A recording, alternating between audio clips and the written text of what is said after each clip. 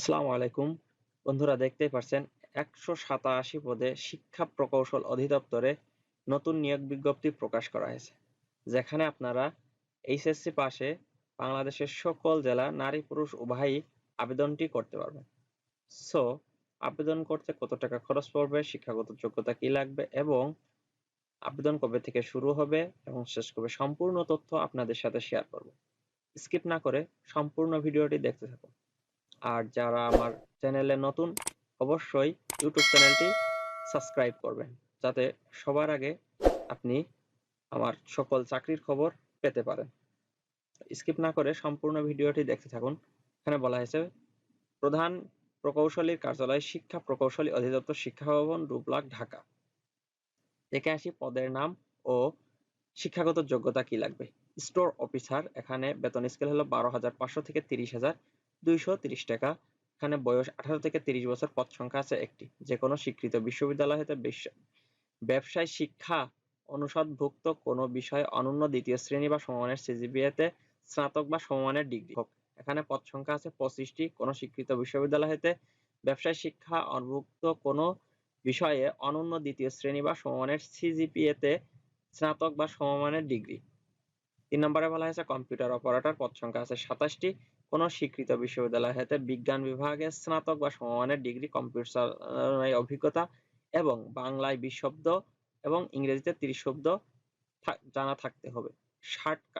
ষাটলিপিকার cum computer, পদ সংখ্যা আছে 4টি। যে কোনো স্বীকৃত বিশ্ববিদ্যালয় হতে স্নাতক ডিগ্রি, কম্পিউটার চালানোয় দক্ষতা, ষাটলিপি পরীক্ষায় ইংরেজিতে সর্বনিম্ন গতি প্রতি মিনিটে 80 শব্দ ও বাংলায় প্রতি শব্দ 50। উচ্চমান সহকারী, পদ সংখ্যা আছে 9টি। যে কোনো স্বীকৃত বিশ্ববিদ্যালয় হতে স্নাতক বা সমমানের ডিগ্রি, কম্পিউটার চালানোয় দক্ষতা। 60 মুদ্রাক্ষরিক কাম কম্পিউটার অপারেটর, পদ সংখ্যা আছে 3টি।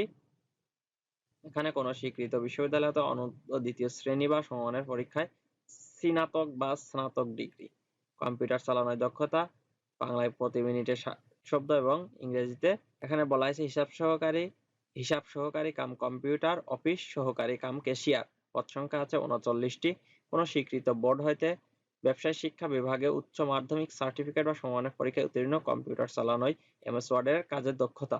অফিস সহকারী কাম কম্পিউটার মুদ্রাক্ষরিক, পদ সংখ্যা আছে 76টি। কোনো স্বীকৃত বোর্ড হইতে অনন্য দ্বিতীয় বিভাগ শ্রেণী সিজিপিএতে উচ্চ মাধ্যমিক সার্টিফিকেট বা সমমানের পরীক্ষায় উত্তীর্ণ, কম্পিউটার চালানোয় দক্ষতা থাকতে হবে এবং ইংরেজিতে 20 শব্দ ও বাংলায় 20 শব্দ গতি থাকতে হবে।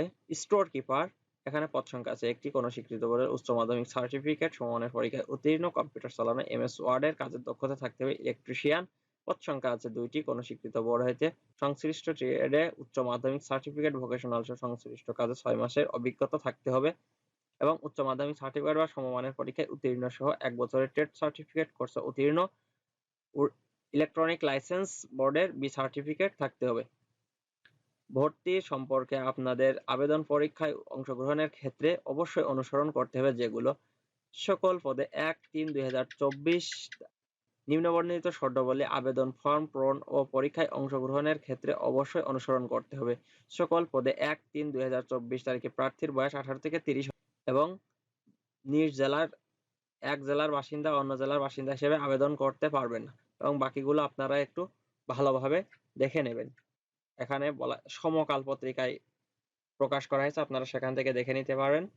তারপর যেগুলো আছে দিক নির্দেশনা, এগুলো আপনারা ভালোভাবে একটু দেখে নেবেন। আবেদন পূরণের সংক্রান্ত তথ্যাবলী এই যে এখানে দেওয়া আছে। আবেদন আগ্রহী প্রার্থীগণ আবেদনের জন্য http. এই যে এই লিঙ্ক অথবা এই লিঙ্ক ডিসক্রিপশন বক্সে করবেন, সেখানে আমি দিয়ে দেবো, সেখান থেকে আপনারা চাইলে আবেদনটি করতে পারবেন। আবেদনের তারিখ হলো 18/4/2024 সকাল 10টা থেকে। আবেদনের শেষ সময় হলো 9/5/2024 বিকাল 5টা। আবেদনকারীর আবেদন করার 72 ঘন্টার ভিতরে আপনার পেমেন্টটি করে দিতে হবে। আবেদনকারীর রঙিন ছবি হলো 300x300 প্রস্থ পিক্সেল এবং স্বাক্ষর 300x80 পিক্সেলে 100 কেবি ও 60 কেবির ভিতরে আপলোড করে দিতে হবে। আবেদন করতে আপনার 1 থেকে 2 ক্রমিকের জন্য 300 টাকা এবং সার্ভিস চার্জ সহ 30 টাকা, মোট 330 টাকা।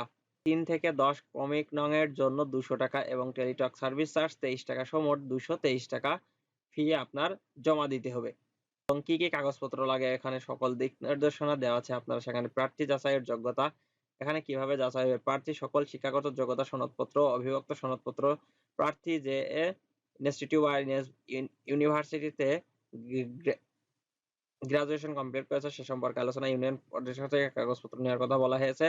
প্রথম শ্রেণী গেজেট কমপ্লিট চারিত্রিক সনদপত্র, এখানে আপনারা এগুলো দেখে নেবেন এবং কাগজপত্র সত্যায়িত করে নেবেন।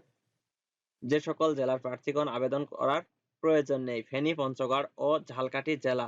তবে এই মাত্র 4টি জেলা: ফেনী, পঞ্চগড় ও ঝালকাঠি জেলা। তবে এতিম ও শারীরিক প্রতিবন্ধীর ক্ষেত্রে বাংলাদেশের সকল জেলার প্রার্থীগণ আবেদন করতে পারবেন।